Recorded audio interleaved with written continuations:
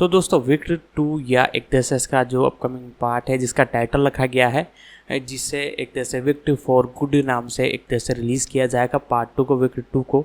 तो उसी के बारे में बात करेंगे, पूरी जानकारी बताएंगे, इसकी releasing date, fact, detail, update, पूरी जानकारी मैं आपको बताता हूँ। वीडियो को लाइक कर दीजिएगा, चैनल को सब्सक्राइब कर दीजिएगा। तो उसके बारे में आगे हम आपको जानकारी देते हैं।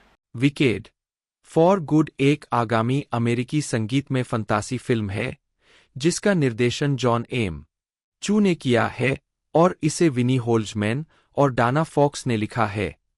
विकेट 2024 का सीधा सीक्वल, यह स्टीफन श्वार्ट्ज़ और होल्जमैन द्वारा संगीत में विकेट के दूसरे भाग को रूपांतरित करता है, जो ग्रेगरी मैगुएर के 1995 के उपन्यास पर आधारित था, जो खुद ओज पुस्तकों और 1939 की फिल्म द विजार्ड ऑफ ओज का पुनर्मूल्यांकन है।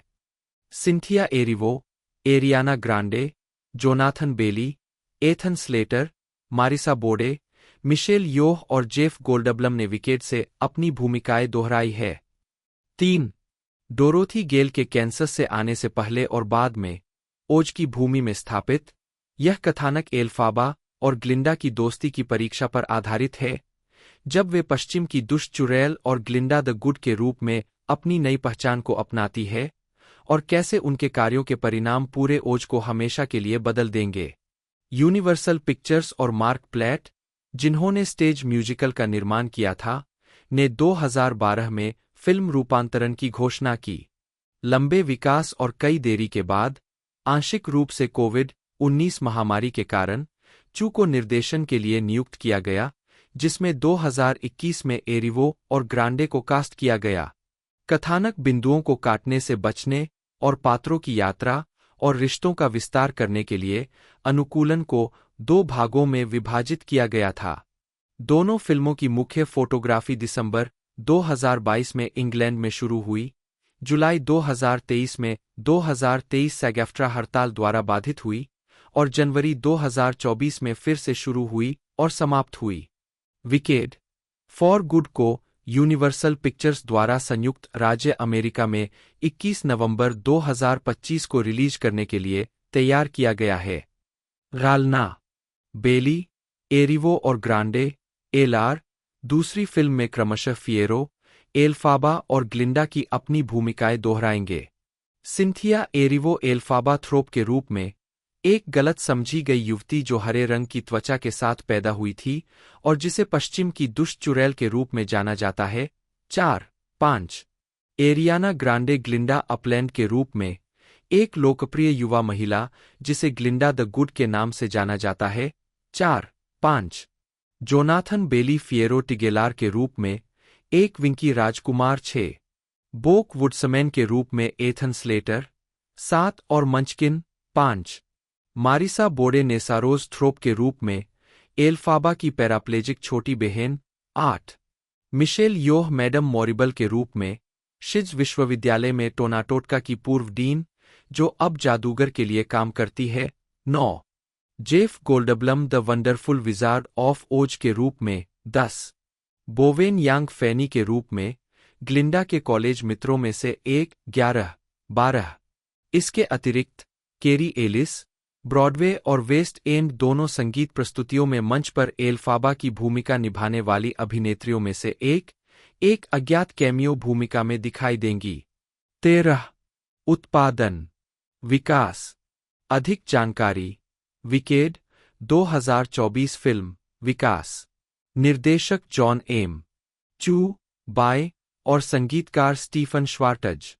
ब्रॉडवे म्यूजिकल विकेट के लिए एक फिल्म रूपांतरण की घोषणा 2012 में की गई थी। 14 जिसकी रिलीज की तारीखें 20 दिसंबर 2019, 22 दिसंबर 2021, 25 दिसंबर 2024 और 27 नवंबर 2024 निर्धारित की गई थीं। 15 कई देरी के बाद फिल्म ने अंततः 22 नवंबर 2024 की रिलीज की तारीख सुरक्षित कर ली। 16 अप्रैल 2022 में निर्देशक जॉन एम चू ने घोषणा की कि अनुकूलन को 2 भागों में विभाजित किया जाएगा। उन्होंने कहा, पिछले साल जब हम प्रोडक्शन की तैयारी कर रहे थे, तो विकेट की कहानी को बिना किसी वास्तविक नुकसान के एक ही फिल्म में शामिल करना असंभव हो गया था। जैसे जैसे हमने गाने काटने या किरदारों को छोटा करने की कोशिश की, वे फैसले उस स्रोत सामग्री के लिए घातक समझौते की तरह लगने लगे जिसने इतने सालों तक हमारा मनोरंजन किया है। हमने खुद को एक बड़ा कैनवास देने और सिर्फ एक विकेड फिल्म नहीं बल्कि दो बनाने का फैसला किया। ज्यादा जगह के साथ हम विकेड की कहानी को वैसे ही बता सकते हैं जैसे इसे बताया जाना चाहिए था, साथ ही इन प्यारे किरदारों की यात्रा में और भी गहराई और आश्चर्य ला सकते हैं। 17 पूर्व उत्पादन। जून 2022 में स्टीफन श्वार्ट्ज ने पुष्टि की कि दो फिल्मों में से एक के लिए एक नया गीत लिखा जाएगा। 18 हमें डिफाइंग ग्रेविटी को बिना किसी ब्रेक के पूरा करना बहुत मुश्किल लगा। वह गाना खास तौर पर पर्दा गिराने के लिए लिखा गया है और बिना किसी ब्रेक के उसके बाद जो भी दृश्य दिखाया गया वह बहुत ही निराशाजनक था। एक बहुत लंबी एकल फिल्म होने के बावजूद हमें उन चीजों को काटना या हटाना पड़ा जिन्हें हम शामिल करना चाहते थे, और हमें लगता है कि शो और कहानी के प्रशंसक इसकी सराहना करेंगे। हमने जो चर्चा की है वह यह है कि निर्माता मार्क प्लैट के शब्दों का उपयोग करते हुए परिवर्तनों को अतिरिक्त होना चाहिए। उन्हें कहानी या पात्रों में कुछ जोड़ने की जरूरत है। वे केवल कुछ अलग करने के लिए बदलाव नहीं हो सकते। मुझे विश्वास है कि जब तक फिल्म बनेगी, अगर हम सभी का इनपुट समान रहेगा, तो मैं किसी भी व्यक्ति से बातचीत कर सकता हूं जिसे स्टेज शो में किए गए किसी भी बदलाव के बारे में कोई सवाल है, और मैं यह बता सकता हूं कि मुझे क्यों लगता है कि यह फिल्म के लिए बेहतर है। नवंबर 2022 में श्वार्ट्ज ने खुलासा किया कि फिल्म में कहानी कहने की मांगों को पूरा करने के लिए दो नए गाने शामिल होंगे। 19 दिसंबर 2024 में चू ने खुलासा किया कि फिल्म में पहली फिल्म की तुलना में बहुत गहरा स्वर होगा और डोरोथी गेल के चरित्र की संगीत के दूसरे अधिनियम की तुलना में अधिक प्रमुख भूमिका होगी। 20 प्रिंसिपल फोटोग्राफी विकेट के साथ शुरू हुई और 2023 एसएजीएफटीआरए हड़ताल के कारण उत्पादन निलंबित होने से पहले जुलाई 2023 तक लगभग पूरी हो गई थी। 21 दोनों फिल्मों का निर्माण 24 जनवरी 2024 को फिर से शुरू हुआ और 26 जनवरी को फिल्मांकन समाप्त हुआ। 22 संगीत में संख्याओं के दौरान अभिनेताओं के स्वर सेट पर लाइव रिकॉर्ड किए गए थे, विशेष रूप से एरिवो और ग्रांडे के आग्रह पर। अकादमी पुरस्कार विजेता प्रोडक्शन साउंड मिक्सर साइमन हेस ने अभिनेताओं के स्वरों की रिकॉर्डिंग पर चू के साथ सहयोग किया, उसी रिकॉर्डिंग तकनीकों की भिन्नता का उपयोग करके जो लेस मिजरेबल्स पर लागू की गई थीं। 7, 22, 23, 24 चू ने स्टीवन स्पीलबर्ग की 1991 की फिल्म हुक को प्रेरणा के स्रोत के रूप में उद्धृत किया, जिसमें बड़े पैमाने के सेट और व्यावहारिक प्रभावों का उपयोग करके ओज की भूमि के कई तत्वों को जीवंत किया गया, जिसमें मंचकिनलैंड सेट को घेरने के लिए स्थान पर लगाए गए 9 मिलियन रंगीन ट्यूलिप और असली मिट्टी से जमीन पर बनाई गई वास्तविक येलो ब्रिक रोड शामिल है। 25, 26 चू ने 1998 की फिल्मों प्लीजेंटविले और द ट्रूमैन शो का भी हवाला दिया, जो इस बात पर प्रभाव डालती है कि दोनों फिल्में ओज की भूमि को विषयगत रूप से कैसे चित्रित करती है। उन्होंने कहा, यह विद्रोहीपन के इस विचार को बनाने में मदद करता है जिसे यह नई युवा पीढ़ी खोज रही है। पोस्ट प्रोडक्शन और दृश्य प्रभाव। 6 फरवरी 2024 को ट्विटर पर पुष्टि की गई कि इंडस्ट्रियल लाइट एंड मैजिक और फ्रेमस्टोर 28 पाब्लो हेलमैन के साथ विजुअल इफेक्ट्स सुपरवाइजर के रूप में काम करते हुए फिल्म के विजुअल इफेक्ट्स प्रदान करेंगे और पोस्ट प्रोडक्शन का काम प्रगति पर था। चू नए रिलीज हुए एप्पल विजन प्रो के जरिए संचार के जरिए एडिटर मायरोन केरस्टीन के साथ दूर से काम कर रहे थे। 29, 30, 31 चू द्वारा पहली फिल्म पर पोस्ट प्रोडक्शन खत्म करने के लिए फिल्म पर संपादन 2024 के अधिकांश समय के दौरान रोक दिया गया था ताकि वह समझ सके कि सीक्वल कहानी को कैसे जारी रखेगा। प्रेस टूर और पहली फिल्म की रिलीज के तुरंत बाद नवंबर 2024 में पोस्ट प्रोडक्शन फिर से शुरू हुआ। 32, 16 दिसंबर 2024 को फिल्म का आधिकारिक शीर्षक विकेड फॉर गुड के रूप में अनावरण किया गया, जिसने शो के अंतिम संगीत नंबर के नाम के साथ अपना उपशीर्षक साझा किया। 33 संगीत जॉन पॉवेल 2008 में चित्रित ने स्टीफन श्वार्ट्ज के साथ मिलकर फिल्म के आकस्मिक अंडरस्कोर की रचना की थी। इस फिल्म और विकेट दोनों के sound track album Republic records बटा वेरवे लेबल ग्रुप, ग्रांडे और एरिवो के संबंधित रिकॉर्ड लेबल द्वारा जारी किए जाएंगे और पहला साउंड ट्रैक जारी किया गया है। जुलाई 2024 में यह पता चला कि जॉन पॉवेल ने पिछली फिल्म से अपने कर्तव्यों को दोहराते हुए फिल्म के लिए आकस्मिक अंडरस्कोर की रचना की थी। 34 जेफ आत्मजियन ने गानों के लिए विलियम डेविड ब्रॉन के मूल ऑर्केस्ट्रेशन को अपडेट किया और फिल्म के लिए स्टेज संस्करण के मूल 23 संगीतकारों से ऑर्केस्ट्रा को 125 तक बढ़ा दिया। संगीत के मूल संगीत निर्देशक स्टीफन ओरेमस गाने के संकेतों का संचालन करेंगे। पॉवेल आकस्मिक स्कोर संकेतों का संचालन करेंगे। ग्रेग वेल्स, ओरेमस और श्वार्ट्ज संगीत निर्माता के रूप में काम करते हैं। 34, 35, 36, 37 जनवरी 2025 में वेल्स ने खुलासा किया कि वह लाइव इंस्ट्रूमेंटल रिकॉर्ड करने की प्रक्रिया में है, जिसकी रिकॉर्डिंग मई या जून 2025 में AIR स्टूडियो में ऑर्केस्ट्रा के साथ होने वाली है। उसके बाद के महीनों में मिक्सिंग की जाएगी। 38 उस महीने के अंत में वेल्स से संबंधित एक होम स्टूडियो 2025 पैलिसेड्स फायर में नष्ट हो गया, जिससे उत्पादन रुक गया। 39 मुख्य और अपेक्षित संगीत संख्याएं कोई भी दुष्टों का शोक नहीं मनाता, पुनरावृत्ति, ओजियंस, थैंक गुडनेस, ग्लिंडा, मैडम मोरिबल और सिटीजन्स ऑफ ओज, पूर्व की दुष्ट चुड़ैल, एल्फाबा, नेसारोज और बोक, अद्भुत, जादूगर और Elphaba, I am not that girl, पुनरावृत्ति, ग्लिंडा, जब तक तुम मेरे हो, एल्फाबा और फिएरो, कोई अच्छा काम नहीं, एल्फाबा, मार्च ऑफ द विच हंटर्स, बोक और ओजियंस, फॉर गुड, एल्फाबा और ग्लिंडा, फिनाले, फॉर गुड, रिप्राइज, ग्लिंडा, एल्फाबा और ओजियंस। कहानी की मांग को पूरा करने के लिए फिल्म के लिए 2 नए गाने लिखे गए। एक एल्फाबा के लिए होगा, जिसे एरिवो के सहयोग से लिखा गया है, और दूसरा ग्लिंडा के लिए होगा।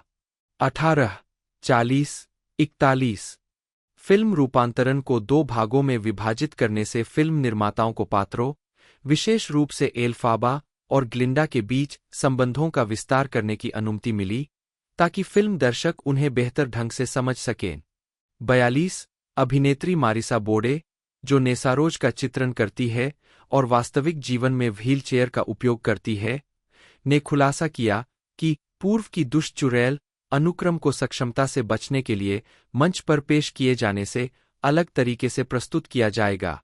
8 डोरोथी गेल, जो संगीत में एक बड़ी स्क्रीन के पीछे एल्फाबा को पिघलाते हुए संक्षिप्त रूप में दिखाई देती है, और कायर शेर, जिसे एल्फाबा द्वारा जंगल में ले जाया गया था जब वह संगीत और पहली फिल्म दोनों में एक शेर का बच्चा था, फिल्म में बहुत बड़ी भूमिकाएं निभाने की उम्मीद है। 43 उपन्यास और संगीत की यौन सामग्री को समग्र रूपांतर के लिए कम कर दिया गया था, ताकि दोनों फिल्में व्यापक दर्शकों तक पहुंच सके और मोशन पिक्चर एसोसिएशन (MPA) से PG रेटिंग प्राप्त कर सकें। 44 मुक्त करना। विकेड फॉर गुड को यूनिवर्सल पिक्चर्स द्वारा 21 नवंबर 2025 को really 3D, IMAX, Dolby cinema, 4DX, screen x और D-बॉक्स में सिनेमाघरों में रिलीज किया जाना है। 45 पहले इसे 26 नवंबर 2025 और 25 दिसंबर 2025 के लिए निर्धारित किया गया था। उसके बाद क्रमशः जूटोपिया 2 और अवतार 3 के साथ प्रतिस्पर्धा से बचने के लिए इसे आगे बढ़ा दिया गया। 46 विपणन 2 भाग के अनुकूलन में दोनों फिल्मों से अन्य कार्यप्रगति फुटेज, जिसमें ग्रांडे और एरिवो के पॉपुलर और डिफाइंग ग्रेविटी के संबंधित प्रस्तुतिकरणों की पहली सुनवाई शामिल है, को 26 अप्रैल 2023 को सिनेमाकॉन में प्रस्तुत किया गया, जिसे यूनिवर्सल पिक्चर्स की चेयरवुमन डोना लैंगली ने मंच पर पेश किया। 47 पहली फिल्म का पहला ट्रेलर 60 सेकंड के फर्स्ट लुक के रूप में 11 फरवरी 2024 को सुपर बाउल वी के दौरान प्रीमियर हुआ, जिसमें दूसरे भाग से संक्षिप्त क्लिप दिखाए गए, जिससे पुष्टि हुई कि फिल्म में संगीत के दूसरे अधिनियम की साजिश का विस्तार करने के लिए नए दृश्य होंगे, जिसमें ग्लिंडा की शादी शामिल है। 49 फरवरी 2025 में चू ने खुलासा किया कि फिल्म के दृश्य प्रभाव कार्य से जुड़ी तकनीकी कठिनाइयों के कारण सुपर बाउल एलाइएक्स के दौरान इसे प्रसारित करने के प्रस्ताव को अस्वीकार करने के बाद फिल्म का पहला आधिकारिक ट्रेलर 2025 के वसंत या शुरुआती गर्मियों के दौरान कभी भी प्रीमियर होगा। 50 स्वागत पुरस्कार पुरस्कार समारोह की तिथि वर्ग प्राप्तकर्ता परिणाम संदर्भ द क्वीर्टीज 11 मार्च 2025 अगली बड़ी बात दुष्ट भलाई के लिए जीत गया 51 भविष्य नवंबर 2024 में स्टीफन श्वार्ट्ज़ और विनी होल्जमैन ने कहा कि वे विकेट से जुड़ी कुछ चीजों की संभावना के बारे में बात कर रहे हैं, लेकिन इसका शीर्षक विकेट पार्ट 3 या 4 नहीं होगा। उन्होंने आगे कहा कि वे विकेट फिल्म ब्रह्मांड के विस्तार में रुचि रखते हैं। 52 यह भी देखे एक के बाद एक निर्मित फिल्मों की सूची, कई भागों में विभाजित फिल्मों की सूची। नोट्स होल्जमैन को पटकथा लिखने का श्रेय 2 बार दिया गया है, पहली बार एकल लेखक के रूप में और दूसरी डाना फॉक्स के साथ लेखन टीम के हिस्से के रूप में।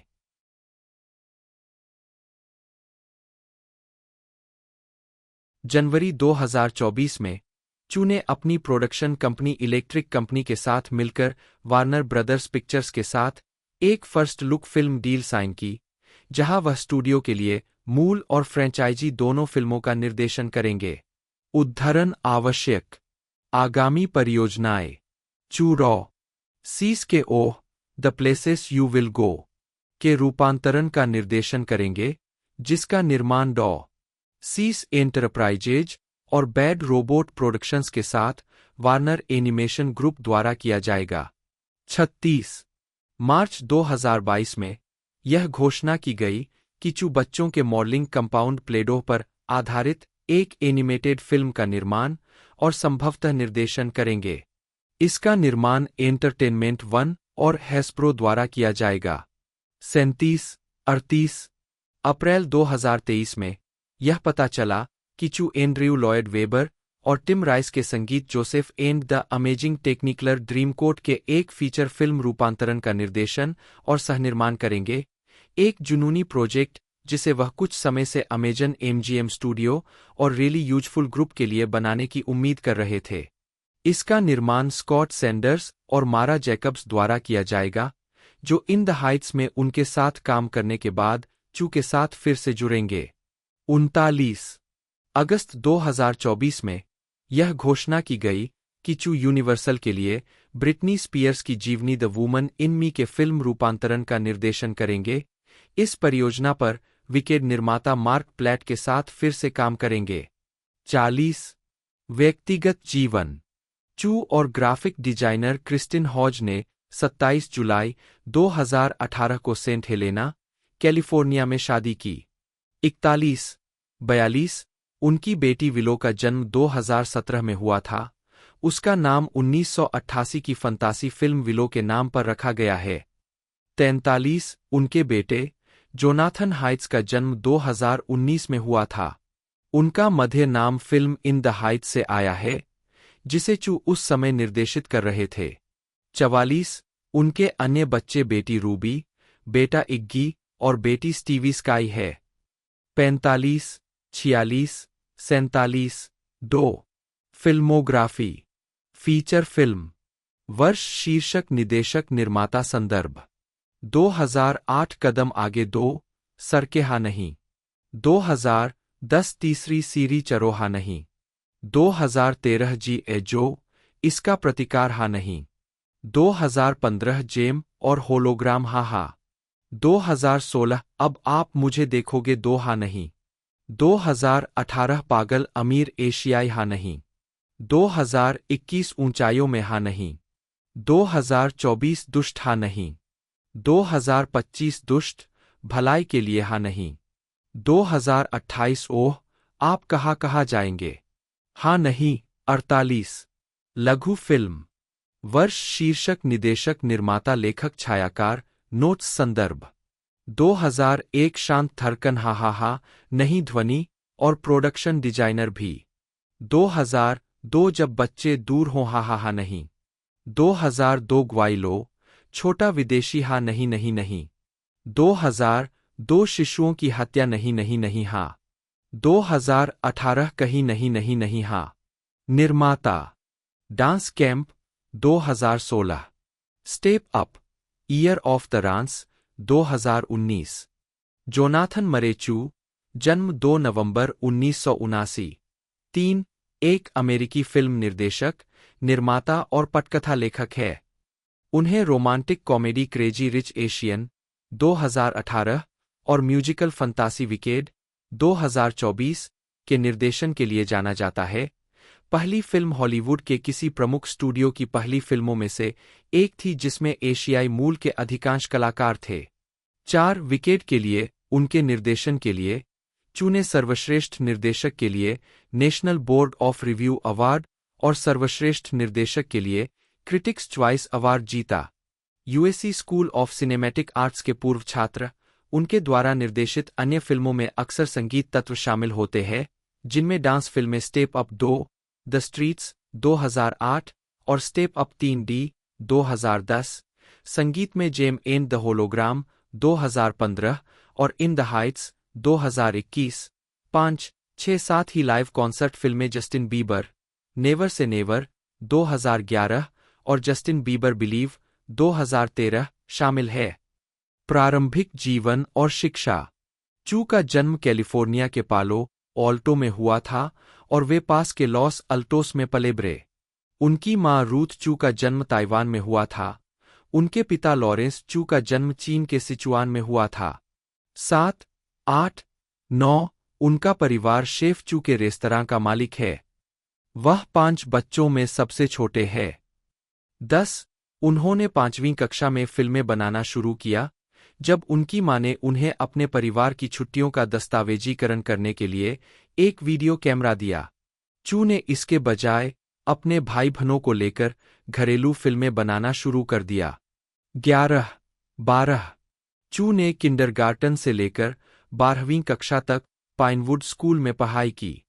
13, उन्होंने 2003 में यूनिवर्सिटी ऑफ साउथर्न कैलिफोर्निया से फिल्म और टेलीविजन प्रोडक्शन में बैचलर ऑफ फाइन आर्ट्स की डिग्री हासिल की।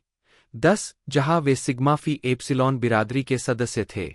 उन्होंने princess grace award, Kodak student film maker award, 14, anti defamation league द्वारा प्रस्तुत डोरे शारी अवार्ड, जैक निकोलसन निर्देशन पुरस्कार जीता और उन्हें IFP west programme project involve के लिए सम्मानित किया गया।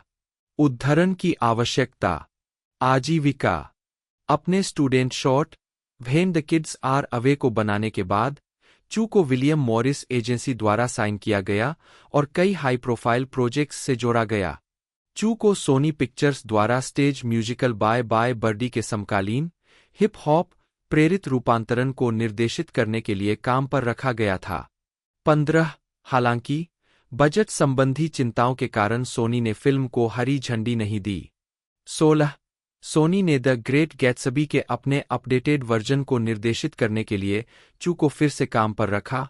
16, जो सफल नहीं हुआ क्योंकि इस प्रोजेक्ट को वार्नर ब्रदर्स पिक्चर्स ने अपनी 2013 की फिल्म के लिए खरीद लिया। चू ने 2008 में स्टेप अप 2, द स्ट्रीट्स 17 का निर्देशन किया। 2010 में उन्होंने the legion of Extraordinary Dancers 18 का निर्माण, सहनिर्देशन और सहनिर्माण किया, जो विभिन्न प्रकार के नृत्यों को प्रदर्शित करने वाली एक वेब सीरीज है। चू का कहना है कि एलेक्स डी माइकल जैक्सन के थ्रिलर और स्मूथ क्रिमिनल म्यूजिक वीडियो और step up 2, the streets film की शूटिंग के दौरान मिले डांसर से प्रेरित था। 2011 में चू ने Justin Bieber, never say never 19 नामक एक अमेरिकी 3D कॉन्सर्ट फिल्म का निर्देशन किया। इस दौरान चू के पास AC, DC या एडम चू डांस क्रू नामक एक डांस क्रू था। एक साक्षात्कार में चू ने एक सवाल का जवाब दिया जो उनसे अक्सर पूछा जाता है, आपकी सभी फिल्मों में डांस क्यों होता है? उन्होंने जवाब दिया, मुझे नहीं पता क्यों। यह बहुत स्पष्ट लगता है। लेकिन डांसर्स के बारे में कुछ ऐसा है जो मुझे सबसे अधिक प्रेरित करता है। मुझे नहीं पता कि यह सिर्फ डांस है या नहीं, लेकिन मुझे लगता है कि डांसर्स अद्भुत कलाकार है, और हर बार जब मैं किसी नए डांसर से मिलता हूं, तो मेरे दिमाग में कुछ हलचल होती है और मैं पहले से कहीं अधिक रचनात्मक हो जाता हूं। जब मुझे लगता है कि रचनात्मकता फूट रही है, तो मैं उसके साथ चलता हूं। 2013 में चू को एशियाई प्रशांत अमेरिकी एपीए समुदाय में उनके योगदान के लिए संयुक्त राज्य अमेरिका में सबसे लंबे समय तक चलने वाले रंग थिएटर ईस्ट वेस्ट प्लेयर्स ईडब्ल्यूपी द्वारा विजनरी अवार्ड से सम्मानित किया गया था। एक ऑनलाइन प्रश्नोत्तर में चू ने खुलासा किया कि उन्होंने एक बच्चे के रूप में ईडब्ल्यूपी की प्रस्तुतियों में भाग लिया था और भविष्य में उनके साथ सीमाओं को आगे बढ़ाने के लिए उत्साहित थे। 2013 में चू ने वर्जिन अमेरिका के लिए एक प्रीफ्लाइट सुरक्षा वीडियो का निर्देशन किया। वीडियो को एक संगीतमय संख्या की तरह संरचित किया गया था, जिसमें कई शैलियों और उच्च ऊर्जा नृत्य को शामिल किया गया था। 22 वीडियो को 2018 तक उड़ानों से पहले चलाया गया था, जब वर्जिन अमेरिका को अलास्का एयरलाइंस में शामिल कर लिया गया था। चू ने क्रेजी रिच एशियन का निर्देशन किया, जो 17 अगस्त 2018 के सप्ताहांत में सबसे अधिक कमाई करने वाली फिल्म थी, जिसने अपने पहले 5 दिनों में यूएस बॉक्स ऑफिस पर $35 मिलियन से अधिक की कमाई की, 23 और रॉटन टोमाटोज से 93% रेटिंग प्राप्त की। फिल्म की रिलीज के एक हफ्ते के भीतर वैराइटी ने बताया कि वार्नर ब्रदर्स द्वारा एक सीक्वल पहले से ही विकास में था, जिसमें चू को निर्देशित करने की योजना थी। 24 निर्देशक चू किताब में राहेल चू के परिवार का हिस्सा है, एक दूर के चचेरे भाई के रूप में। 25 चू ने वार्नर ब्रदर्स पिक्चर्स के लिए इसी नाम के ब्रॉडवे संगीत पर आधारित इन द हाइट्स का निर्देशन किया। इसे पहले 26 जून 2020 को रिलीज करने की योजना बनाई गई थी, हालांकि कोविड-19 महामारी के कारण इसमें देरी हुई। फिल्म 10 जून 2021 को रिलीज होगी। 26, 27, 28, 29 अक्टूबर 2020 में यह घोषणा की गई कि चू डिज्नी प्लस सीरीज विलो के लिए पायलट का निर्देशन करेंगे, जो इसी नाम की फिल्म पर आधारित है, जिसमें वारविक डेविस शीर्षक चरित्र के रूप में लौटेंगे। 30-31 अगले महीने चू ने लिलो और स्टिच के लाइव एक्शन रूपांतरण को निर्देशित करने के लिए डिज्नी के साथ बातचीत शुरू की। 32 जिसे उन्होंने अंततः अन्य दायित्वों के कारण पारित कर दिया। जनवरी 2021 में चू ने अपने अगले बच्चे के जन्म के साथ उत्पादन में देरी और व्यक्तिगत कारणों के कारण विलो पर निर्देशकीय कर्तव्यों को छोड़ दिया। 33 अगले महीने यह घोषणा की गई कि चू यूनिवर्सल पिक्चर्स के लिए विकेट के 2 भाग के फिल्म रूपांतरण का निर्देशन करेंगे। दोनों भागों को नवंबर 2024 और 2025 में रिलीज किया जाएगा। 34-35 1990 के दशक में कई सालों तक गोल्डबलम ने ज्यादातर यूएस एप्पल विज्ञापनों की आवाज दी, जिसमें आईमैक और आईबुक के विज्ञापन भी शामिल थे।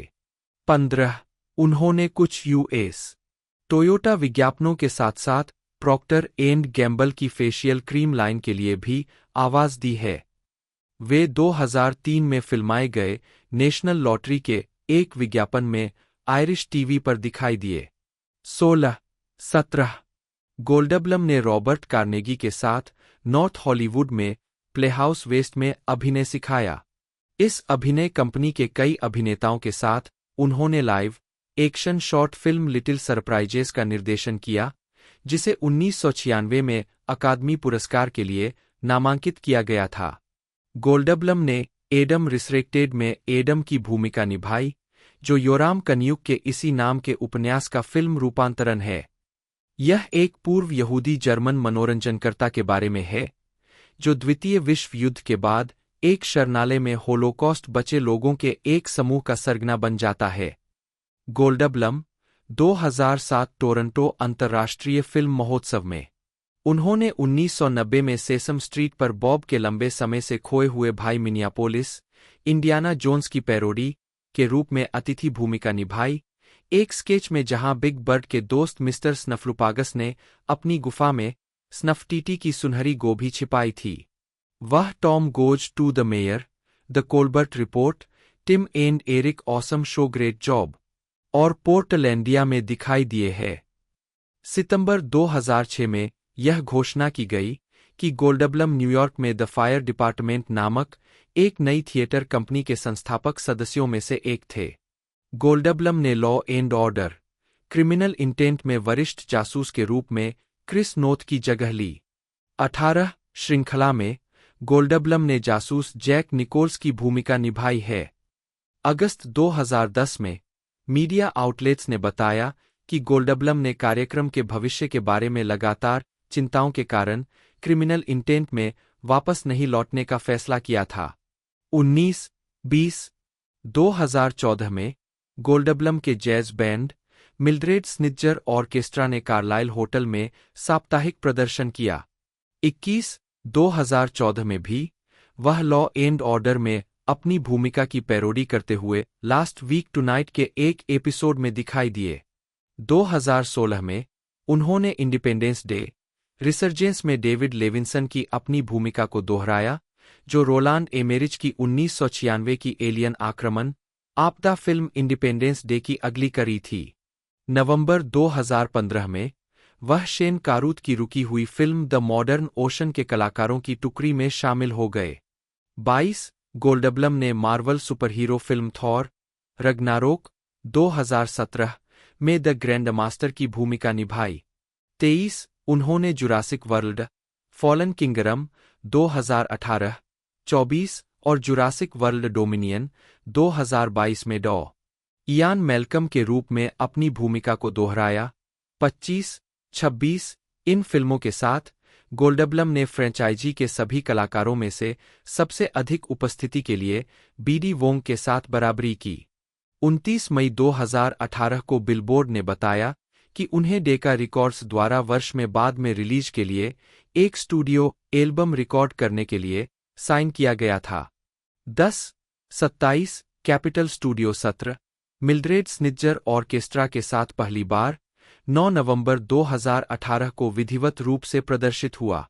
28 इसके एक साल बाद I shouldn't be telling you this आया, जिसमें बैंड ने उस गर्मियों में ग्लासटनबरी में प्रदर्शन किया था। 29 बैंड का तीसरा album pledge well with others 24 मार्च 2023 को रिलीज किया गया था।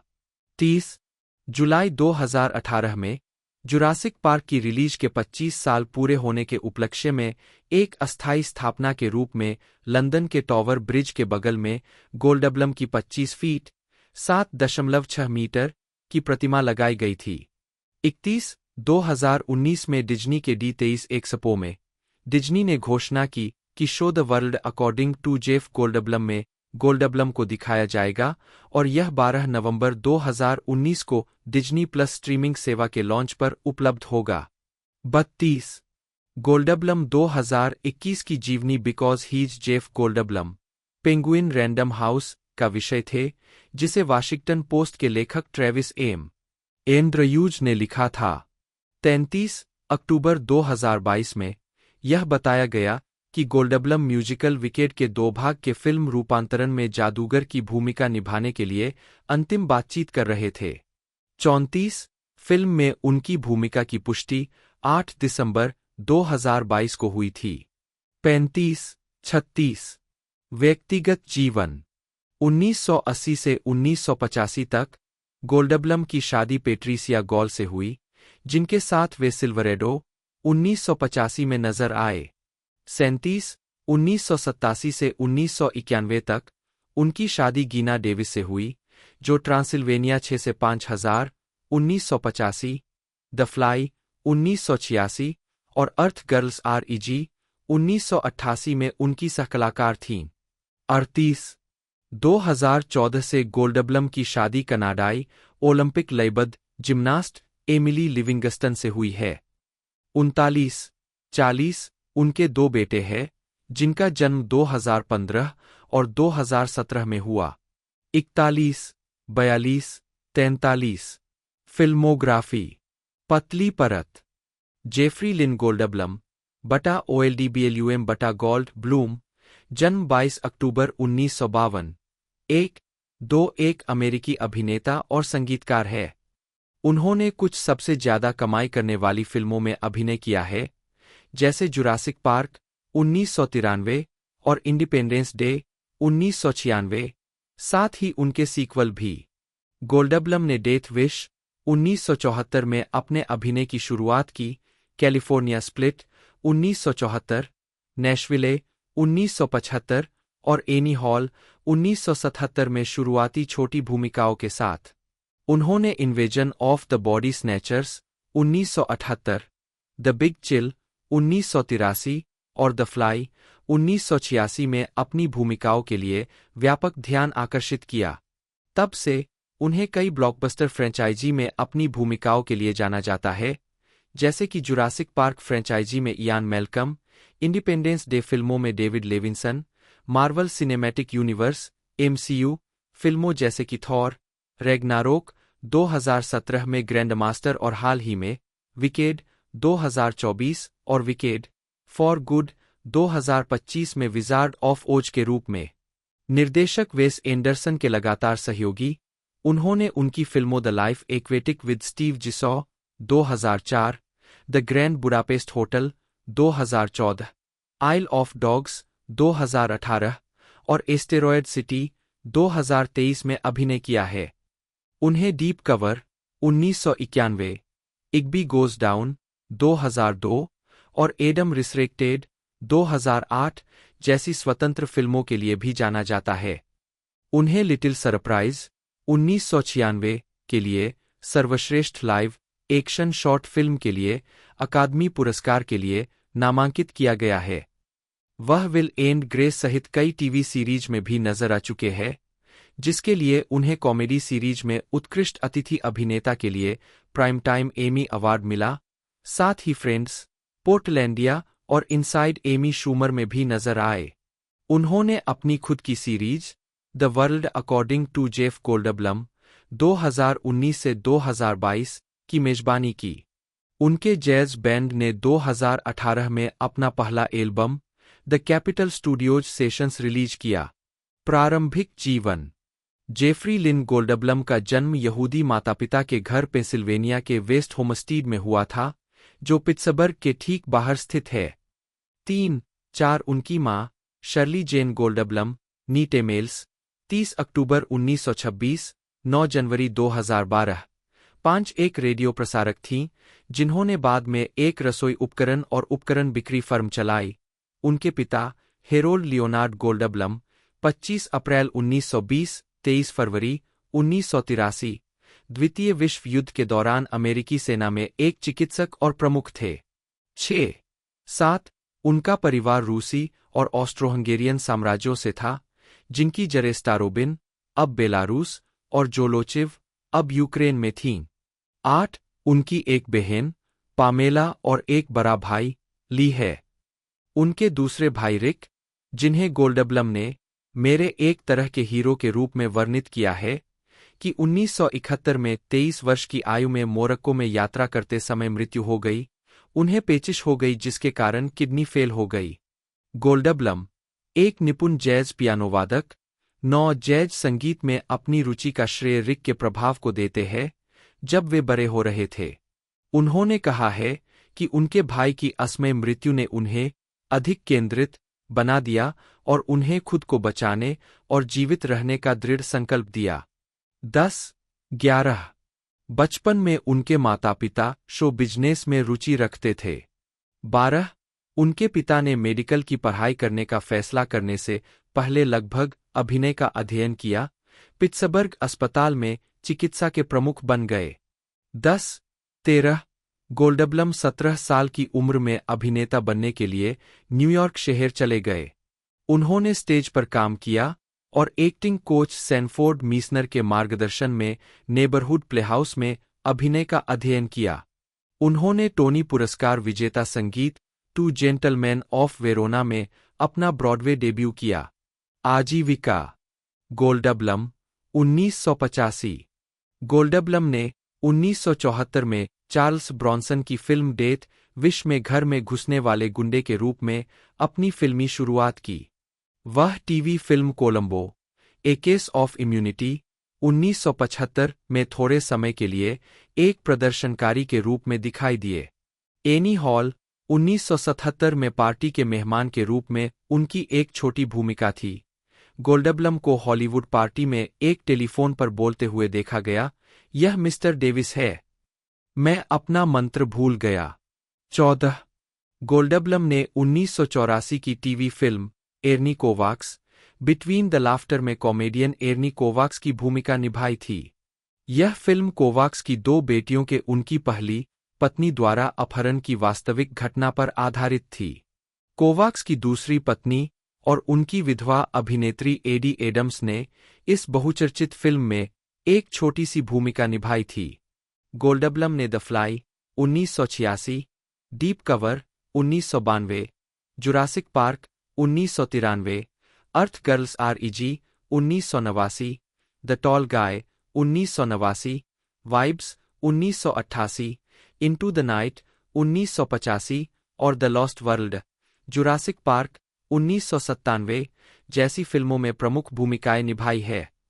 गोल्डबलम की सहायक भूमिकाओं में invasion of the body snatchers 1978, the big chill 1983, the adventures of Buckaroo Banzai across the 8वीं डायमेंशन 1984, इंडिपेंडेंस डे 1996 और इग्बी गोज डाउन 2002 के साथ साथ वेस एंडरसन की फिल्में the life aquatic with Steve Zissou 2004, the grand Budapest hotel 2014 और asteroid city 2023 शामिल है। प्रारंभिक कैरियर और पहली सेवानिवृत्ति 1983 से 1991। 1983 में 20 वर्षीय योह ने मिस मलेशिया वर्ल्ड प्रतियोगिता जीती। 24 वह लंदन में मिस वर्ल्ड 1983 प्रतियोगिता में मलेशिया की प्रतिनिधि थीं, जहां उन्होंने 18वां स्थान हासिल किया। 25 उस वर्ष बाद में उन्होंने ऑस्ट्रेलिया की यात्रा की, जहां उन्होंने 1984 की मिस मुंबा इंटरनेशनल प्रतियोगिता जीती। 26 उनका पहला अभिनय कार्य जैकी चैन के साथ गाय लारोचे घड़ियों के लिए एक टेलीविजन विज्ञापन में था। 26 इसने एक हांगकांग फिल्म निर्माण कंपनी D&B फिल्म्स का ध्यान आकर्षित किया। हालांकि उसे अपने गृहनगर में बोली जाने वाली इपोह कैंटोनीज की निष्क्रिय समझ थी, लेकिन वह इसे बोल नहीं सकती थी। कैंटोनीज में एक फोन कॉल के दौरान उन्हें एक सिंग लॉन्ग के साथ एक टेलीविजन विज्ञापन में सहकलाकार की पेशकश की गई। योह ने अपने अभिनय करियर की शुरुआत एक्शन और मार्शल आर्ट फिल्मों से की, जिसमें उन्होंने अपने स्टंट खुद किए। 29 योह की पहली मुख्य भूमिका उनकी तीसरी फिल्म यस मैडम 1985 में आई। 22-30 योह ने शुरुआत में छद्म नाम मिशेल खान का इस्तेमाल किया, जो कि D&B फिल्म्स द्वारा अंतर्राष्ट्रीय और पश्चिमी दर्शकों के लिए संभावित अपील के लिए चुना गया एक मंच नाम है। 1987 में योह ने अपने पहले पति डिक्सन पून से शादी की, जो D&B फिल्म्स के सहसंस्थापक थे, और अभिनय से संन्यास लेने का फैसला किया। 31 एक्शन स्टार के रूप में वापसी 1992 से 2001। योह 2000 के कान फिल्म महोत्सव में। शादी के 5 साल बाद योह ने पून को तलाक दे दिया और पुलिस स्टोरी 3 सुपर कॉप 1992 के साथ अभिनय में लौट आईं। 24 वह द हीरोइक ट्रायो 1993 और यूएन वूपिंग फिल्मों ताइची मास्टर और विंग चुन में क्रमशः 1993 और 1994 में दिखाई दीं। 1997 में टुमारो नेवर डाइज के साथ हॉलीवुड करियर की शुरुआत करने के बाद उन्होंने अपना स्टेज नाम बदलकर मिशेल योह रख लिया। 24 1997 की जेम्स बॉन्ड फिल्म में उन्होंने स्टार पियर्स ब्रॉसन के साथ वायलिन की भूमिका निभाई। 32 ब्रॉसन प्रभावित हुए, उन्होंने उन्हें एक अद्भुत अभिनेत्री के रूप में वर्णित किया जो अपने काम के प्रति गंभीर और प्रतिबद्ध थी। 33 उन्होंने उनकी लड़ाकू क्षमताओं के संदर्भ में उन्हें महिला जेम्स बॉन्ड के रूप में संदर्भित किया। योह अपने स्टंट खुद करना चाहती थीं, लेकिन उन्हें रोक दिया गया क्योंकि निर्देशक रोजर स्पॉटिसवुड ने इसे बहुत खतरनाक माना। फिर भी उन्होंने अपने सभी लड़ाई के दृश्य खुद ही किए। 34-35 1997 में योह ने पुरस्कार विजेता द सूंग सिस्टर्स में सूंग एलिंग की भूमिका निभाई। निर्देशक एंग ली ने योह से उनकी पहली मंदारिन भाषा की martial art film crouching tiger, hidden dragon 2000 में यू शुलियन के रूप में अभिनय करने के लिए संपर्क किया था। वह 2000 के दशक तक मंदारिन नहीं बोलती थी और उसे क्राउचिंग टाइगर, हिडन ड्रैगन के लिए मंदारिन की पंक्तियों को ध्वन्यात्मक रूप से सीखना पड़ा। 36 यह फिल्म अंतर्राष्ट्रीय स्तर पर सफल रही और योह को मुख्य भूमिका में सर्वश्रेष्ठ अभिनेत्री के लिए बाफ्टा 2000 नामांकन मिला। 37-38 कैरियर में उतार चढ़ाव 2002 से 2016 2002 में द टच के लिए सिंगापुर प्रेस कॉन्फ्रेंस में योह 2002 में योह ने अपनी खुद की प्रोडक्शन कंपनी माइथिकल फिल्म्स के माध्यम से अपनी पहली अंग्रेजी फिल्म द टच का निर्माण किया। 2004 में योह की मुलाकात जीन टॉड से हुई, जो एक फ्रांसीसी मोटर रेसिंग कार्यकारी थे, शंघाई में फेरारी के लिए एक प्रचार कार्यक्रम के दौरान। उसी वर्ष बाद में उनकी सगाई हो गई। 39 2005 में योह ने मेमोइर्स ऑफ ए गीशा के फिल्म रूपांतरण में मामेहा के रूप में अभिनय किया और उन्होंने 2007 में सनशाइन के साथ अपना अंग्रेजी भाषा का काम जारी रखा। 2008 में योह ने ब्रेंडन फ्रेजर और जेट ली के साथ फंतासी action film the mummy, tomb of the dragon emperor में अभिनय किया। 40 2011 में उन्होंने ल्यूक बेसन की द लेडी में आंग सान सू की का किरदार निभाया। 41-42 योह को कथित तौर पर द लेडी में भाग लेने के कारण बर्मी सरकार ने ब्लैकलिस्ट कर दिया था। 22 जून 2011 को उन्हें म्यांमार में प्रवेश से मना कर दिया गया और उसी दिन निर्वासित कर दिया गया। 43 अक्टूबर 2011 में योह को गुएरलेन द्वारा अपना स्किनकेयर राजदूत चुना गया था। 44 योह की भूमिका फ्रांसीसी सौंदर्य प्रसाधन कंपनी के एशिया के साथ संबंधों को मजबूत करने में मदद करना था। 45 योह ने 2015 तक टेलीविजन में कदम नहीं रखा। उनकी पहली भूमिका थाईलैंड में ब्रिटिश राजदूत की पत्नी मेई फोस्टर की भूमिका में थी, जो गुप्त रूप से Cinemax sky series strike back के 5वें सीजन में लीना नामक एक उत्तर कोरियाई जासूस है। 46-47 सहायक भूमिकाएं 2017 से 2020 2016 में योह को स्टार ट्रेक डिस्कवरी श्रृंखला में स्टारशिप यूएसएस शेन्ह्यू के स्टारफ्लेट कैप्टन फिलिप जॉर्जियो के रूप में चुना गया था और बाद में श्रृंखला में जॉर्जियो के मिरर डोपेलगैंगर के रूप में फिर से दिखाया गया। 48-49 योह ने 3 सीजन तक भूमिका निभाई, आलोचकों की प्रशंसा प्राप्त की और प्रशंसकों का पसंदीदा बन गया। स्टार ट्रेक डिस्कवरी की सफलता के बाद योह की प्रमुख भूमिका वाली एक स्पिन ऑफ श्रृंखला 2019 में शुरू की गई थी। 50 श्रृंखला, जो योह के चरित्र सम्राट जॉर्जियो पर केंद्रित होगी, जो एक गुप्त गैलेक्टिक जासूसी संगठन सेक्शन 31 के सदस्य के रूप में काम कर रहा था, जनवरी 2023 तक अभी भी विकास में था। 51 लेकिन अप्रैल में पैरामाउंट 2018 में योह ने जॉन एम चू की क्रेजी रिच एशियन में पारिवारिक कुलमाता एलेनोर यंग की भूमिका निभाई। योह चू खेंग पीएसएम एसपीएमपी चीनी, जन्म 6 अगस्त 1962, 1-2, जिन्हें पेशेवर रूप से मिशेल योह बटा जे ओ बटा के रूप में जाना जाता है, एक मलेशियाई अभिनेत्री है। वह एक अकादमी पुरस्कार और एक गोल्डन ग्लोब पुरस्कार सहित विभिन्न पुरस्कारों की प्राप्तकर्ता है। अपनी शुरुआती फिल्मों में मिशेल खान के रूप में श्रेय दी गई। वह 1980 और 1990 के दशक में हांगकांग की एक्शन और मार्शल आर्ट फिल्मों में अभिनय करने के बाद प्रसिद्धि के लिए बरी, जहां उन्होंने अपने स्टंट खुद किए। इन भूमिकाओं में yes madam, 1985, magnificent warriors 1987, police story 3, super cop 1992, the heroic trio. संयुक्त राज्य अमेरिका जाने के बाद योह ने James Bond film tomorrow never dies 1997 और एंग ली की वुक्सिया martial art film crouching tiger, hidden dragon 2000 में अभिनय के लिए अंतर्राष्ट्रीय पहचान हासिल की। बाद में उन्हें सर्वश्रेष्ठ अभिनेत्री के लिए बाफ्टा पुरस्कार के लिए नामांकित किया गया। उनके हॉलीवुड करियर ने memoirs of A Geisha 2005, sunshine 2007 और the mummy tomb of the dragon emperor 2008 में भूमिकाओं के साथ प्रगति की। वह हांगकांग और चीनी सिनेमा में दिखाई देने लगी।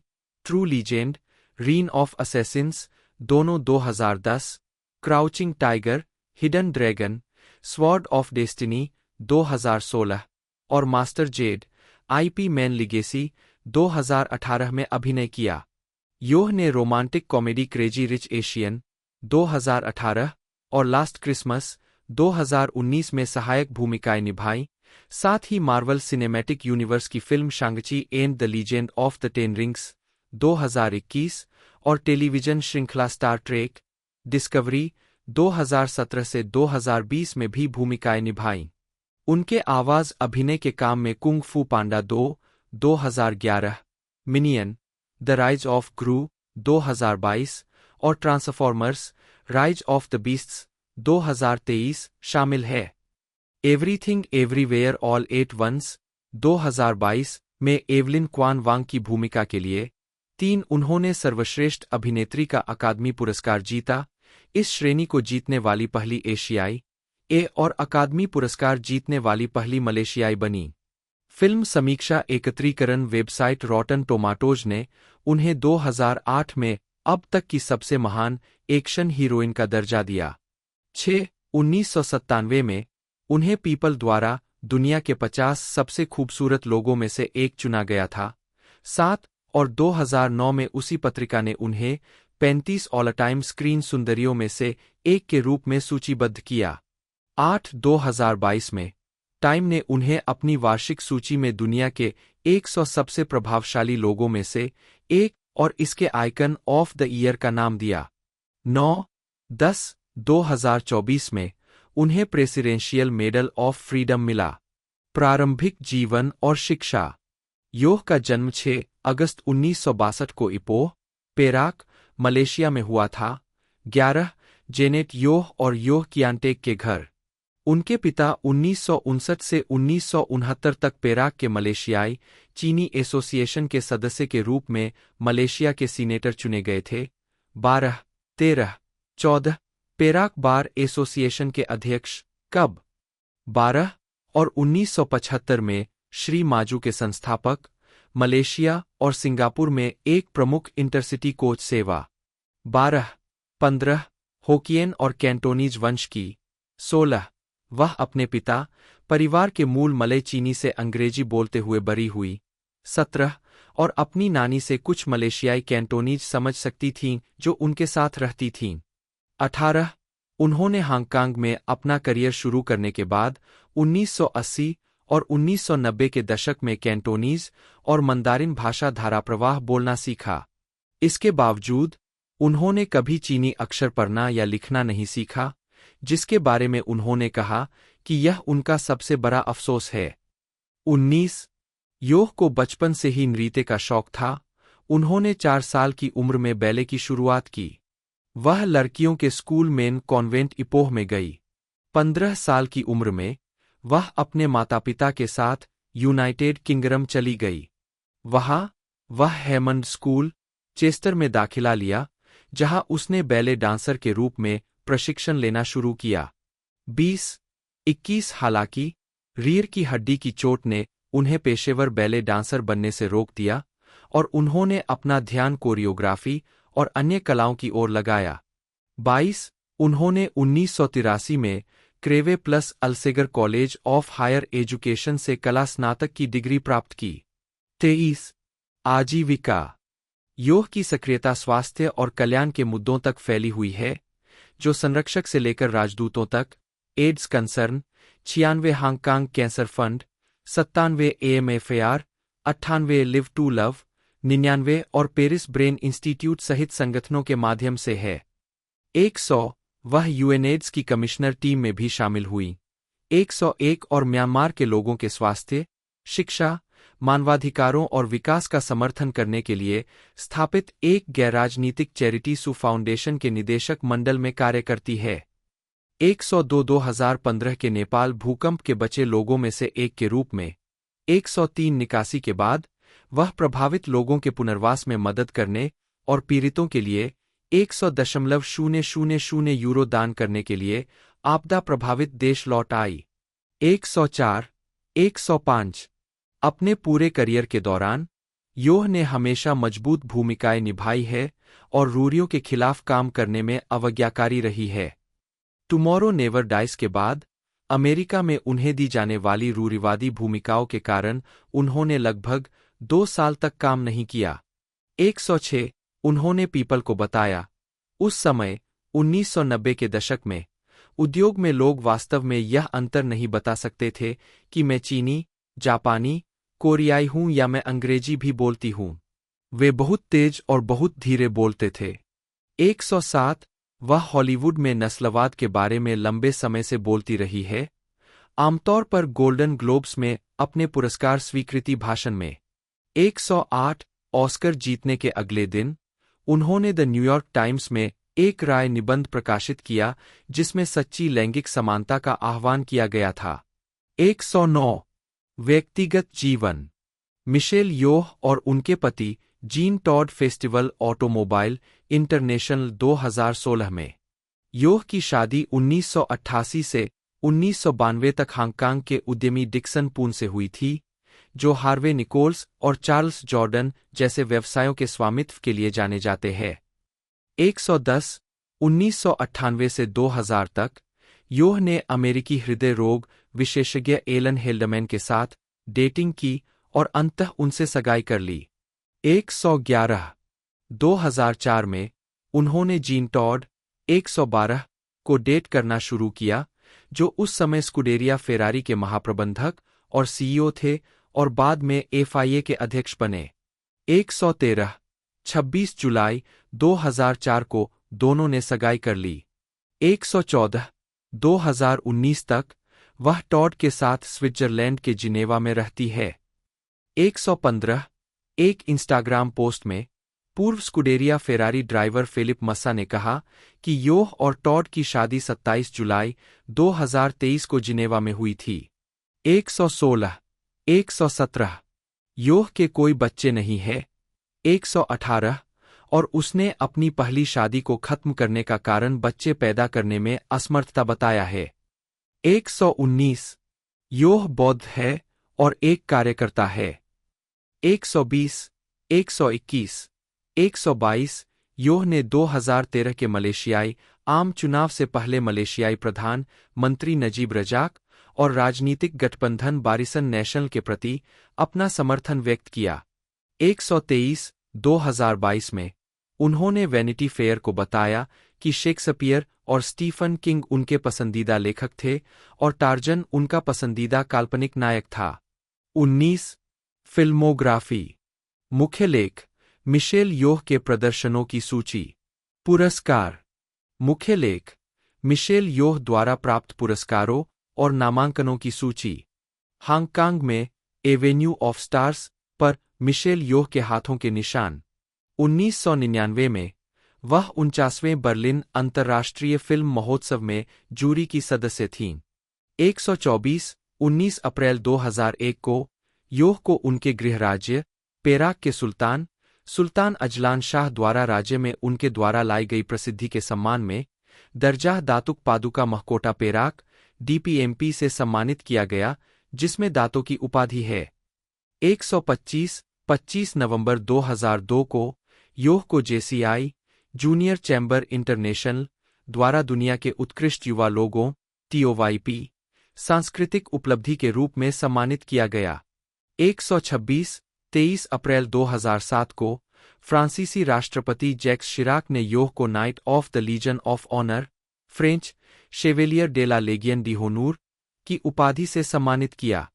3 अक्टूबर 2007 को कुआलालंपुर में एक समारोह में उन्हें यह सम्मान प्रदान किया गया। 127, 128, 14 मार्च 2012 को राष्ट्रपति निवास, एलिसी पैलेस में आयोजित एक समारोह में फ्रांसीसी राष्ट्रपति निकोलस सरकोजी द्वारा उन्हें उसी फ्रांसीसी आदेश, officer day la Legion D होनूर, के अधिकारी के रूप में पदोन्नत किया गया। 129, 130 और 27 मार्च 2017 को कुआलालंपुर में फ्रांसीसी राजदूत के आधिकारिक निवास पर फ्रांसवा ओलांद द्वारा गैर फ्रांसीसी नागरिकों के लिए उपलब्ध सर्वोच्च सम्मान, कमांडर के रूप में पदोन्नत किया गया। 131 फिल्म रूपांतरण है, जिसमें कॉन्स्टेंस वू और हेनरी गोल्डिंग है। 53 द रैप के कार्लोस एग्विलर ने उनके प्रदर्शन को पूरी तरह से शांत बताया। 54 2019 में उन्होंने हेनरी गोल्डिंग और एमिलिया क्लार्क के साथ लास्ट क्रिसमस में क्रिसमस थीम वाले स्टोर के मालिक सांता की भूमिका निभाई। यह फिल्म बॉक्स ऑफिस पर सफल रही, जिसने दुनिया भर में $121 मिलियन से अधिक की कमाई की। 55 योह ने डेस्टिन डैनियल क्रेटन द्वारा निर्देशित मार्वल स्टूडियोज की शांग ची and the legend of the ten rings 2021।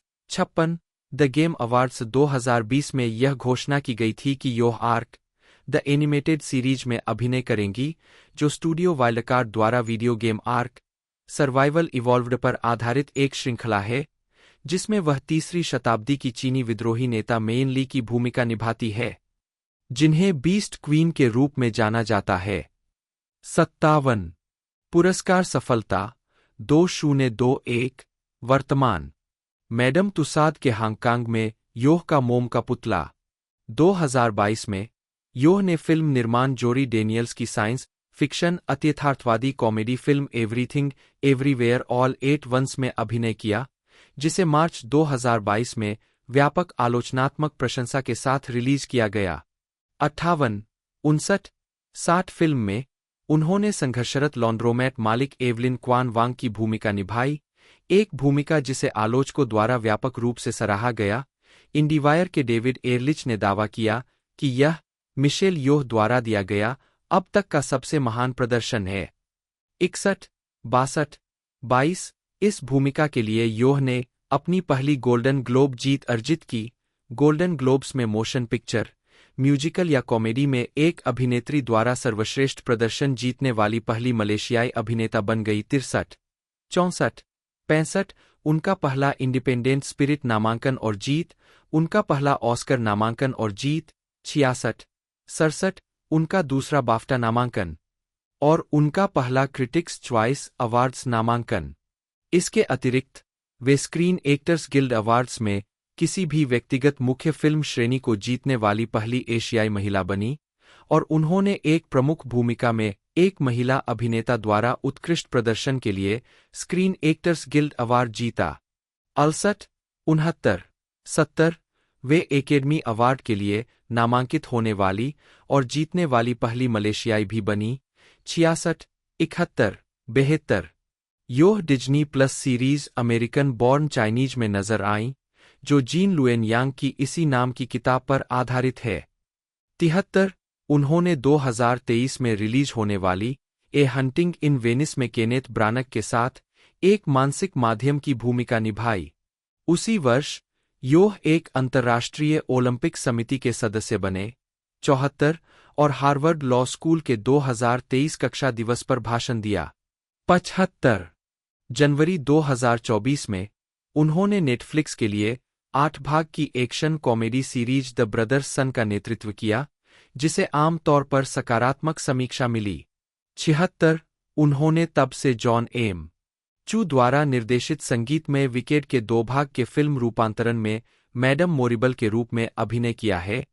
पहली फिल्म नवंबर 2024 में रिलीज हुई और दूसरी फिल्म नवंबर 2025 के लिए स्लेट की गई। 77 78 79 मई 2024 में योह को Amazon science fiction television series blade runner 2099 में हंटर शेफर के साथ एक रेप्लिकेंट के रूप में मुख्य भूमिका में लिया गया था। 80 वह अवतार 4 में मानव वैज्ञानिक डॉ. करीना मोग के रूप में भी अभिनय करेंगी, जो 21 दिसंबर 2029 को रिलीज होगी। 81 सक्रियतावाद। योह 2014 में सू फाउंडेशन के शुभारंभ पर बोलते हुए। अवधि 50 सेकंड. 50 मिशेल योह 2024 विश्व आर्थिक मंच में लैंगिक असमानता के बारे में बोलती है। मिशेल योह अपना ज्यादातर समय धर्मार्थ और सामाजिक प्रयासों में लगाती है, जिनमें आपदा राहत, HIV एड्स, गरीबी उन्मूलन, पशु संरक्षण, लैंगिक समानता और सड़क सुरक्षा शामिल है। वह FIA के मेक रोड सेफ अभियान की राजदूत और प्रमुख प्रचारक रही है, जिसे 2008 से वैश्विक सार्वजनिक स्वास्थ्य और विकास प्राथमिकता के रूप में मान्यता दी गई है। 82 अभियान की ओर से कई गतिविधियों के अलावा, उन्होंने दुनिया भर के कार्यक्रमों में सुरक्षित सड़क डिजाइन को बढ़ावा दिया, संयुक्त राष्ट्र महासभा में बात की, 83 एशिया विकास बैंक, 84 विश्व बैंक, 85 फॉर्मूला 1 रेस में ट्रैफिक सुरक्षा को बढ़ावा देने के लिए पैदल चली, 86 और एशिया इंजरी प्रिवेंशन फाउंडेशन द्वारा वियतनाम में आयोजित एक कार्यक्रम में सड़क सुरक्षा के लिए 1 दशक की कार्रवाई का आह्वान किया। 87 मिशेल योह ने लुप्तप्राय जानवरों के लिए वाइल्डेड राजदूत के रूप में अपना समय दान किया है और 2016 से सतत विकास लक्ष्यों की पहल के लिए संयुक्त राष्ट्र विकास कार्यक्रम UNDP की सद्भावना राजदूत है। 90 योह लुप्तप्राय दक्षिण चीन बाघ की रक्षा के लिए प्रतिबद्ध सेव चाइनाज टाइगर्स परियोजना की संरक्षक है। 91 वह पांडा फॉर द ग्लोबल गोल्स अभियान को शुरू करने के लिए UNDP के पहले पशु राजदूतों, 2 पांडा शावकों के साथ भी शामिल हुई। 92 वन्यजीव संरक्षण और जलवायु परिवर्तन के बारे में जागरूकता बढ़ाने के लिए उन्होंने नेशनल जियोग्राफिक के साथ मिलकर मिशेल योह के साथ द ग्रेट एप्स के बीच वृत्तचित्र का निर्माण किया। 93 जबकि जिम्मेदार उपभोक्तावाद, टिकाऊ फैशन और नैतिक व्यावसायिक प्रथाओं के महत्व पर जोर दिया। फिल्म में 12वें ग्यालवांग द्रुकपा के नेतृत्व में 700 लोगों की खतरनाक हिमालय पर्वत श्रृंखला की यात्रा को रिकॉर्ड किया गया है। उन्होंने 450 मील की यात्रा की, 50,000 पेड़ लगाए और ग्रामीणों को पर्यावरणीय जिम्मेदारी के बारे में शिक्षित किया।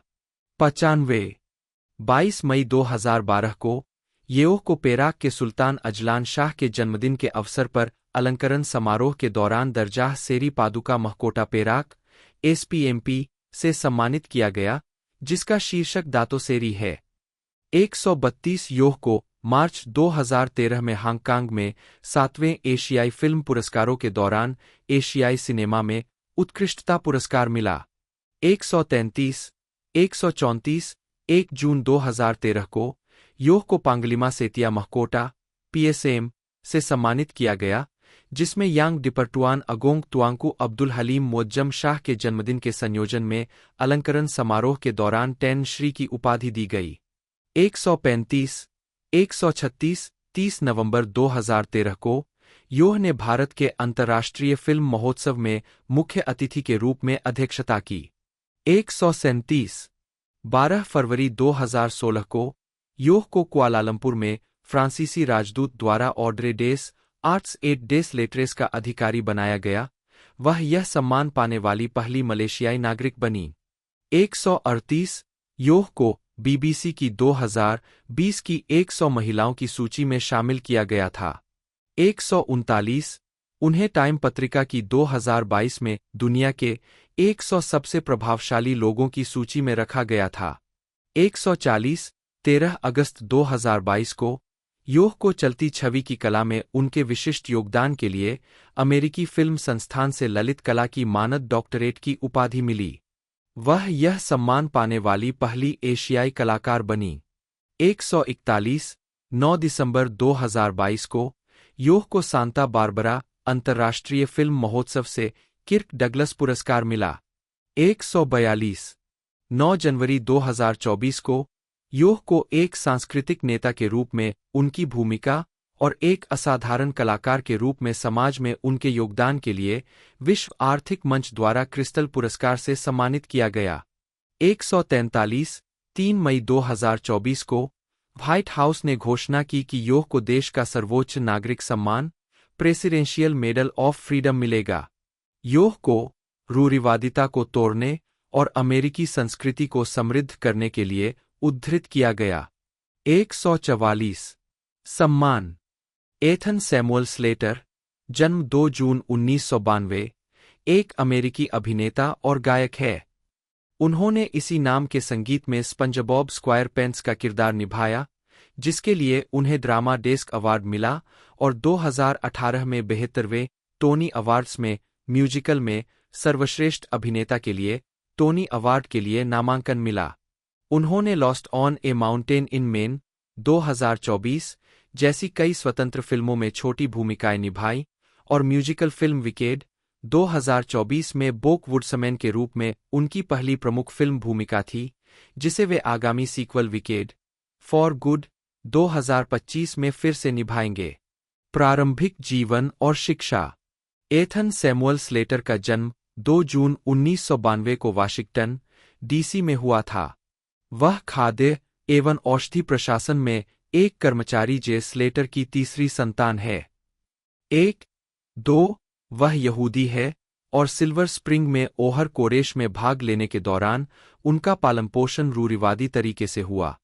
3 चार्ल्स ई स्मिथ यहूदी डे स्कूल में भाग लेने के बाद उनका परिवार सिल्वर स्प्रिंग, मैरीलैंड चला गया। 4-5-6 स्लेटर की मां की मृत्यु तब हुई जब वह 7 साल के थे, जिसे वे मेरे जीवन में वास्तव में बड़ी रचनात्मक घटना के रूप में वर्णित करते हैं। उन्होंने मुझ पर बहुत बड़ी छाप छोड़ी है, भले ही मेरे पास बहुत कम यादें हैं। 7 स्लेटर ने वाशिंगटन, डीसी में जॉर्जटाउन डे स्कूल से स्नातक की उपाधि प्राप्त की और न्यूयॉर्क के पॉकीप्सी में वासर कॉलेज में नाटक का अध्ययन किया। कॉलेज में अपने समय के दौरान उन्होंने शेक्सपियर कार्यशाला में प्रशिक्षु के रूप में ऑडिशन दिया, जिसके बाद उन्हें निर्देशक टीना लैंडौ के सामने ऑडिशन देने का मौका मिला। 8 स्लेटर ने 2014 में ड्रामा में बैचलर ऑफ आर्ट्स की डिग्री के साथ वासर से स्नातक किया। 9 आजीविका। स्लेटर की पहली थिएटर उपस्थिति जुलाई 2015 में न्यूयॉर्क म्यूजिकल थिएटर फेस्टिवल में थी, जिसमें उन्होंने जॉन टार्टाग्लिया द्वारा निर्देशित म्यूजिकल क्लाउडियो क्वेस्ट में लुइस के रूप में अभिनय किया। 10 और सर्वश्रेष्ठ व्यक्तिगत प्रदर्शन की श्रेणी में फेस्टिवल के पुरस्कार के लिए नामांकन अर्जित किया। 11 30 सितंबर से 24 अक्टूबर 2015 के बीच उन्होंने 1 ईयर लीज थिएटर कंपनी में please excuse my dear aunt Sally में अभिनय किया। 12 दिसंबर 2015 में वे विल्मिंगटन में डेलावेयर थिएटर कंपनी में शामिल हुए। कैथलीन मार्शल द्वारा निर्देशित और कोरियोग्राफी किए गए बैरी लेविंसन के नाटक डायन में अभिनय किया। 13 इसी अवधि के दौरान वे कई लघु फिल्मों में दिखाई दिए, जिनमें lightning bugs in a jar और इवोल शामिल है। 2016 में स्लेटर को शिकागो के ओरिएंटल थिएटर में टीना लैंडौ द्वारा निर्देशित काइल जारो के इसी नाम के संगीत में स्पंजबॉब स्क्वायरपेंट्स की मुख्य भूमिका में लिया गया था। 14 संगीत ने सफलता हासिल की और थिएटर आलोचकों द्वारा प्रशंसा की गई, जिससे 2017 और 2018 के बीच न्यूयॉर्क के पैलेस थिएटर में ब्रॉडवे में उत्पादन हुआ। 15-16 अपने प्रदर्शन के लिए स्लेटर ने 2018 में 72वें टोनी अवार्ड्स में एक संगीत में सर्वश्रेष्ठ अभिनेता के लिए टोनी पुरस्कार नामांकन अर्जित किया, ड्रामा डेस्क अवार्ड्स में एक संगीत में उत्कृष्ट अभिनेता और आउटर क्रिटिक्स सर्कल अवार्ड्स में एक संगीत में उत्कृष्ट अभिनेता का पुरस्कार जीता। उन्हें 2018 में ब्रॉडवे डेब्यू में सर्वश्रेष्ठ प्रदर्शन के लिए थिएटर वर्ल्ड अवार्ड से भी सम्मानित किया गया है।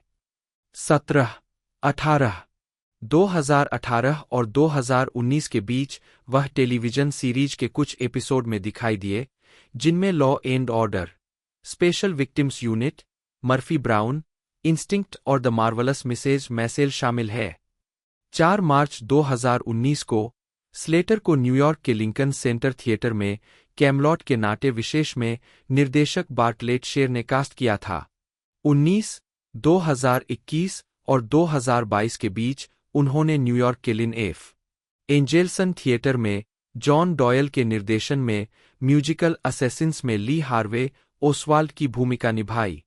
20 उनके प्रदर्शन ने उन्हें सर्वश्रेष्ठ प्रदर्शन के लिए ल्यूसिले लोरटेल पुरस्कार में नामांकित किया। 21 मार्च से अप्रैल 2022 तक, स्लेटर 22 2023 से 2024 तक, उन्होंने सेंट जेम्स थिएटर में स्पामालोट के ब्रॉडवे पुनरुद्धार में इतिहासकार प्रिंस हर्बर्ट और अन्य भूमिकाएं निभाईं। 23, 24, 25 उन्होंने जॉन एम चू द्वारा निर्देशित संगीत में विकेड के 2 भाग के फिल्म रूपांतरण में बोक वुड्समैन की भूमिका निभाई। 26, 27 व्यक्तिगत जीवन, स्लेटर ने 2012 में क्लिनिकल साइकोलॉजिस्ट डॉ. लिली जे. 28 को डेट करना शुरू किया, जो उनकी हाई स्कूल की प्रेमिका थी। 29, 30 उन्होंने 2018 में शादी की। 31 पिछले साल अपने बच्चे, एक लड़के के जन्म के बाद 2023 में यह जोड़ा अलग हो गया। स्लेटर ने 2023 की शुरुआत में गायिका एरियाना ग्रांडे के साथ रिश्ता शुरू किया, जिनसे उनकी मुलाकात विकेड के सेट पर हुई थी, और उन्होंने अपनी तत्कालीन पत्नी से तलाक के लिए अर्जी दी। सितंबर 2024 में यह बताया गया कि जैसे उनका तलाक फाइनल हो गया था। 32, 33 काम करता है। पतली परत, वर्ष शीर्षक भूमिका नोट्स। तो दोस्तों 21 नवंबर 2025, जी हाँ दोस्तों, इस तारीख को ये हमें देखने को मिलने वाली है और ये रिलीज़ होते हुए एक तरह से देखने को मिलने वाली है। और बाकी इसकी पूरी जानकारी मैंने आपको बता दी है, और आप में से कितने लोग इसका इंतज़ार कर रहे हैं कमेंट करके ज़रूर से बताइएगा। मिलते हैं दोस्तों अगले वीडियो में।